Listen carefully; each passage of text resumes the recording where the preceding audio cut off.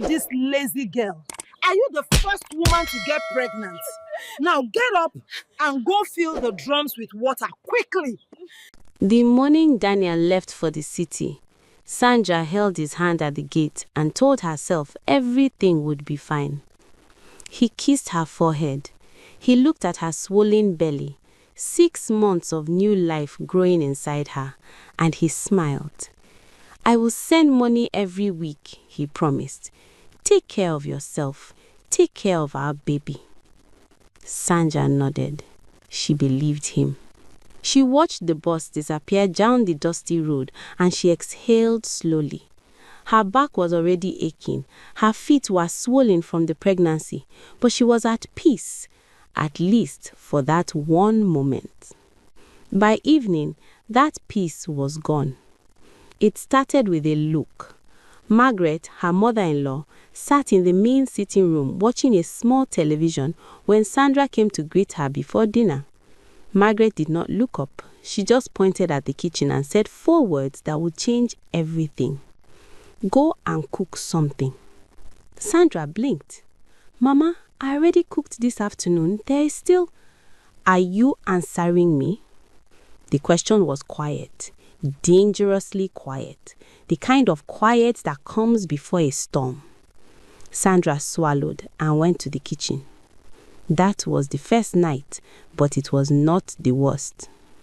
By the second day, Margaret had changed the rules of the entire house. Sandra, who had been resting as her doctor advised, was told to wake up at 5 in the morning to sweep the compound. She was told to fetch water from the river, a 20-minute walk before anyone else was awake. She was told to cook 3 meals a day, wash clothes by hand, and tend to the small farm behind the compound.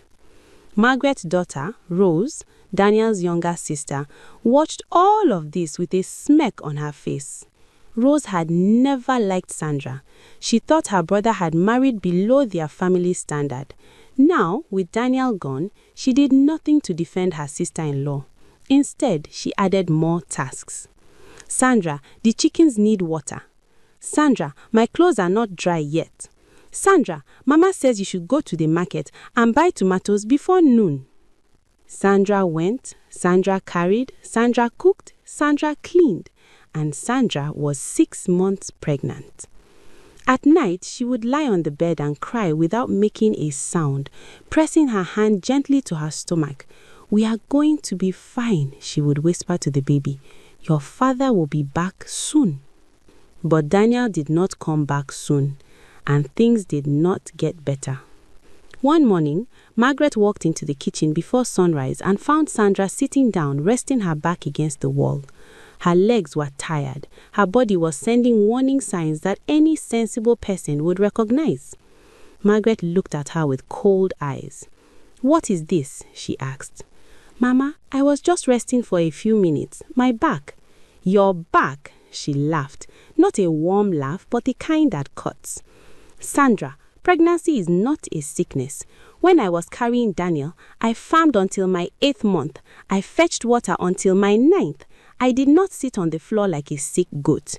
Get up and finish that food before the men come in for breakfast." Sandra got up, because in that house, Sandra always got up. But her body was keeping score. Word does travel in a village, but sometimes it travels too slowly. The neighbors could see.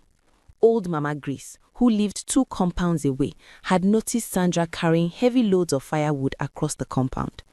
She had seen the young woman walking to the river with a clay pot balanced on her head, her belly leading the way, her steps careful and slow, like someone walking on broken glass.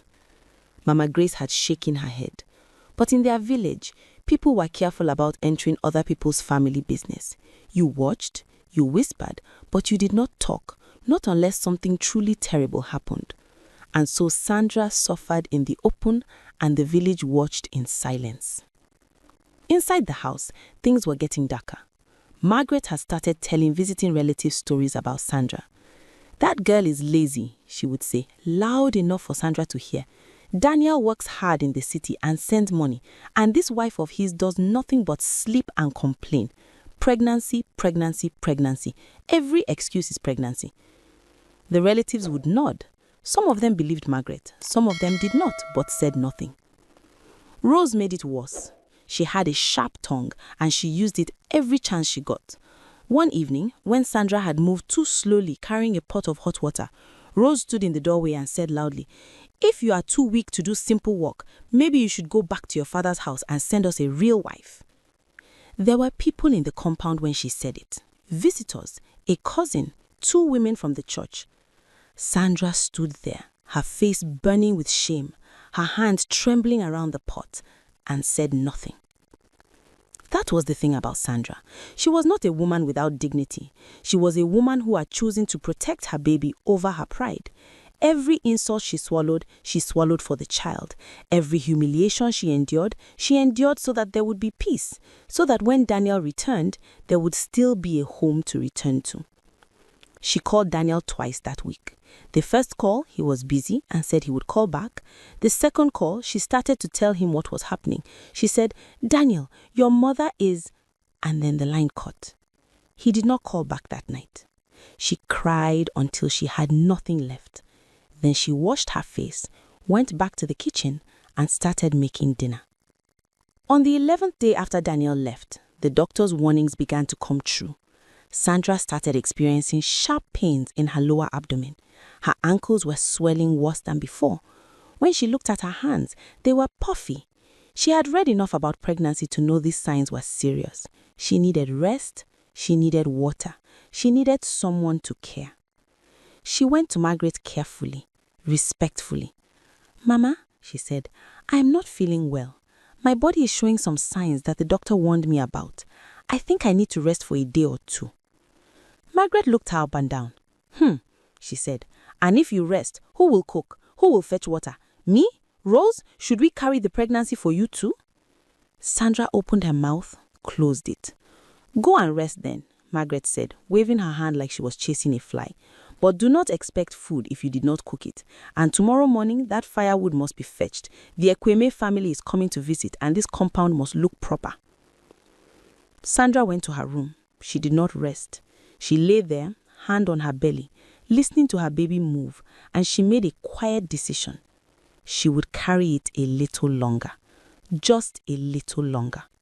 She did not know that her body had already made its own decision. If you are watching this and you have never seen injustice up close, share this story.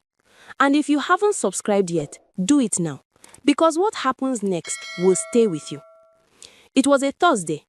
Sandra woke up at 5 in the morning, even though her head was pounding. She had not slept well. The baby had been restless all night, and her back was in real pain. Not ordinary pregnancy discomfort, but a deep grinding pain that started at her spine and spread down into her hips. She said nothing to Margaret. She swept the compound, she cooked breakfast, she washed the morning plates, and then Margaret told her to take firewood to Mama Chidima in the marketplace. 3 bundles, tied with rope, because Margaret had promised and she did not like to be embarrassed. "But Mama," Sandra started. "Take the firewood, Sandra." The bundles were heavy. Any adult looking at them would tell you they were too heavy for a healthy person, let alone a woman 7 months pregnant. Sandra tried to reduce one bundle to leave something behind, but Rose had been watching. "Take all 3, Rose said flatly. Mama said 3. Sandra looked at her sister-in-law. Rose looked back without blinking. Sandra tied the firewood and lifted it. The marketplace was not far, maybe a 15-minute walk on a normal day. But that morning, with the sun already climbing hot into the sky and Sandra's body already running on no sleep and too little food, 15 minutes became an eternity. She walked slowly. She rested twice. Children playing by the roadside stopped to stare at the pregnant woman carrying firewood. A young man on a bicycle slowed down and looked at her with an expression she would later remember, something between pity and disbelief. She made it to the edge of the marketplace, and then her legs stopped walking. It was not dramatic at first. Her knees simply gave. The firewood slid from her head, and she reached out for something to hold, a table, a post, anything, but her hand found only air. Sandra collapsed in the middle of the marketplace. The sound of her fall brought people running. Somebody's wife, come and see. She is pregnant, or somebody come. Is she breathing? Check if she is breathing. Hands reached for her.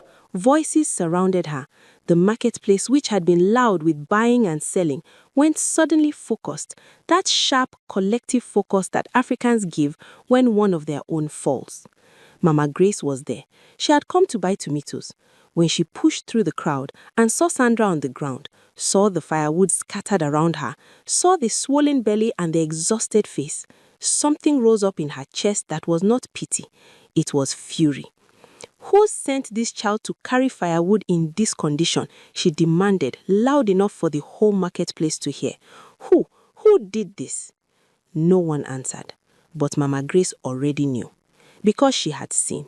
She had been watching for 11 days. Sandra was not dead, but she was not fully conscious either. Her eyes were open and her lips were moving, but the words were not coming out clearly. Someone brought water. Someone else ran to call the village health worker, Nurse Bisi, who had a small clinic 3 streets away. While they waited, Mama Grace knelt beside Sandra and held her hand, and she began to talk, not to Sandra, but to the crowd. She told them what she had seen. She described the early mornings, the river trips, the firewood, the farming. She told them about the look on Sandra's face, the quiet suffering of a woman who was too afraid or too dignified to cry in public. The crowd listened, and as Mama Grace talked, the anger in the marketplace grew. It was no longer just a woman who had collapsed. It was an injustice, and the village had witnessed it. Nurse Bisi arrived within 10 minutes. She checked Sandra's blood pressure on the spot, and her face immediately became serious. "This woman needs to go to the hospital right now," she said. "Her pressure is dangerously high. If we do not act fast, we could lose both the mother and the baby." A collective gasp went through the crowd. A young man with a motorcycle offered to take Sandra to the district hospital. 2 women helped carry her. Mama Grace went with her, still holding her hand, still talking to her softly. "You will be fine, my daughter. You will be fine." As the motorcycle disappeared down the road, the marketplace turned. It turned toward the direction of Margaret's compound. Nobody decided it. Nobody called a meeting. It simply happened the way certain things happen in African villages, through collective will, through shared outrage, through the understanding that silence had already lasted too long. By the time about 25 people were walking toward Margaret's house, Elder Thomas, one of the oldest and most respected men in the village, had already heard what happened. His wife had called him.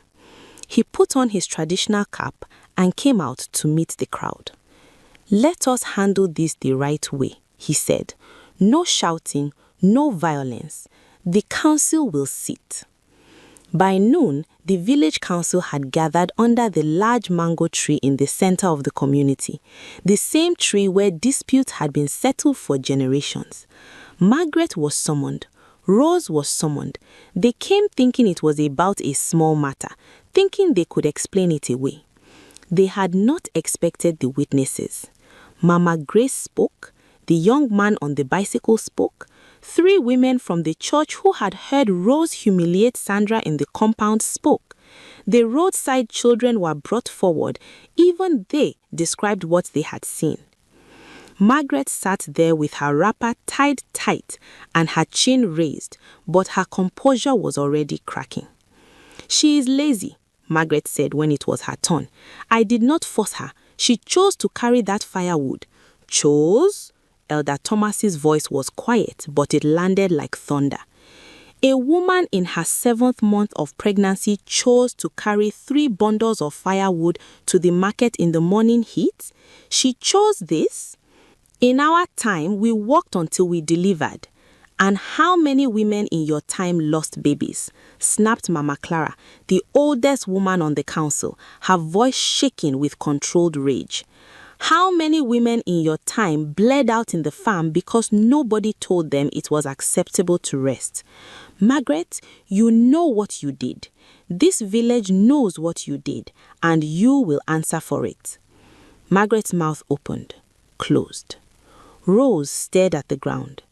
Elder Thomas looked at both women with steady eyes that had seen many things in 70 years of life.